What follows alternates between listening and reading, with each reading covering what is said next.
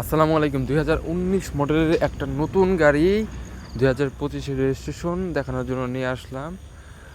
আর এই গাড়ি আসলে দেখার মতো কিছু নয়, যাদের বাজেটের সাথে মিলে যাবে তারা চোখ বন্ধ করে নিতে পারেন। একটা গাড়ি যখন আপনি পোর্ট থেকে নেন অথবা জাপান থেকে একটা গাড়ি যেভাবে তৈরি হয়, এখন যে অবস্থায় থাকে একটা গাড়ি রেডি হওয়ার পরে, এই গাড়িটা ঠিক ওই অবস্থায় আছে। আপনি দেখলে 100-100 পছন্দ হবে। 2019 মডেল, 2025-এর রেজিস্ট্রেশন, পেপারস পাবেন ফুল 27-28। আর গাড়ি এলপিজি করা আছে। এইটা পার্সোনাল ইউজের গাড়ি। যারা একটু ফ্রেশ, একদম নতুন গাড়ি না কিনে নতুনের মতো গাড়ি কিনতে চাচ্ছেন, তারা এই গাড়িটা দেখবেন। এই গাড়িটা কোথাও কোনো রকম ত্রুটি পাবেন না, এক চুল পরিমাণ কোথাও কোনো কাজ করা হয় না, একদম অরিজিনাল সেট আপে আছে। একটা গাড়ি রেডি হওয়ার পরে জাপান থেকে যেভাবে থাকে এই গাড়িটা ঠিক সেইভাবেই আছে।